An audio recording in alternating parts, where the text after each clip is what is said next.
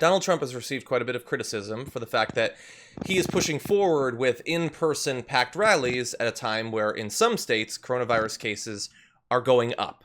And he has heard that criticism, and he has decided to double down by exposing even more people to coronavirus. He said on Monday that his rally in Tulsa on Saturday will spill over into a second venue, as his campaign manager claimed the demand for tickets exceeded 1 million.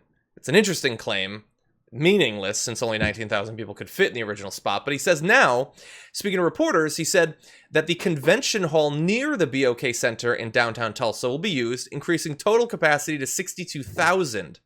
That would mean there would be over, quote, 900,000 people that won't be able to go, but hopefully they'll be watching, Trump said. So here is what's interesting about that from my point of view. So the saying 900,000 is absolutely meaningless. The vast majority of those people aren't people or don't live in the same state. They're not going to be there. It doesn't mean anything. But whatever. There are people that are excited to get in a room and chant about how refugees need to be shot or whatever. I get it. There's a taste for that.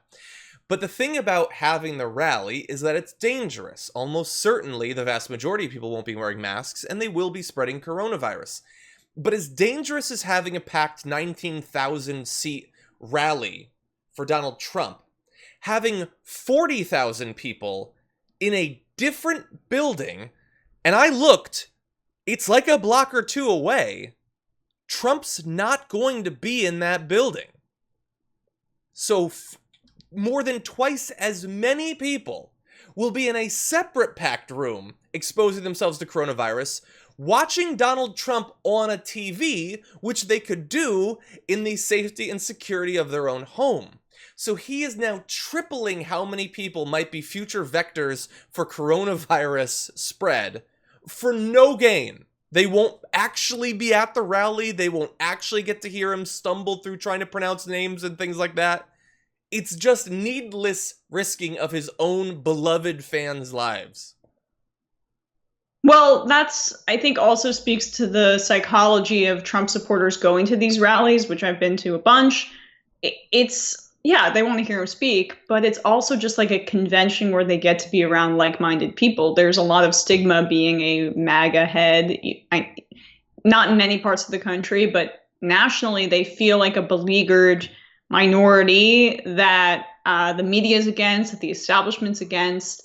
That's part of their identity. And so when they have these rallies, it's a lot about getting to speak with and feel connected to like-minded people. And it's almost like a sports game in that way, except this time coronavirus is peaking in many of these areas.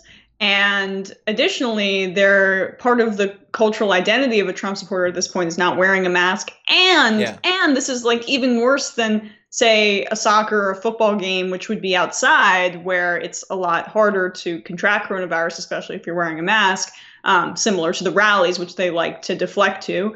Or not the rallies, excuse me, the protests in the wake of the George Floyd murder. They're going to be packed indoors, which is just a breeding ground. Yeah. Yeah, and I've never been to one of these, but I've seen them. It appears that for literally every second they're in there, they are screaming and spitting at the top of their lungs, which seems like the best way to bazooka germs around the room. I think a lot of them are nose breathers anyway, so that's another. You better be careful. You're about to be in those crowds again soon.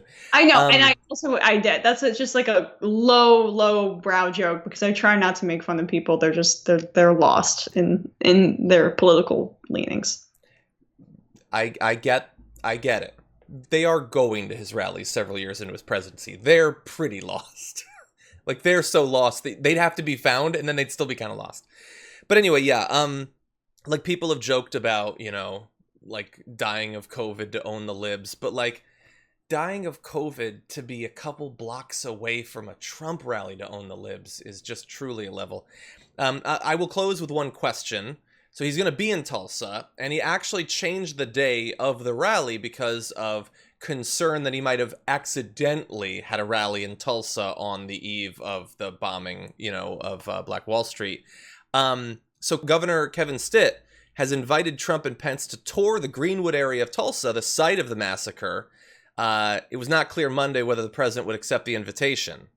Emma, will they accept the invitation to take a serious tour through and learn about this horrendous act of mass racial violence? No, that conflicts with a very important block of executive time, John, obviously. Exactly. It's during the 5. He's not going to miss that. Just ridiculous. I mean, just do the photo op. Do the photo op. The 5. I just loved it. That's good because it's specific and also it's not Fox and Friends. It's not Hannity. It's the 5. Good. Yes. I'm the person today that remembered that the 5 exists.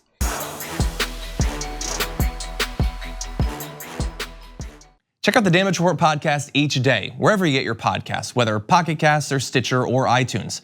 You can join me as I give you the news and stories you want, with a range of co-hosts and interview guests jumping in on the fun each day. Again, that's the Damage Report, wherever you get your podcasts. And if you get them at iTunes, don't forget to rate and review. Sometimes I'll read them live on the show.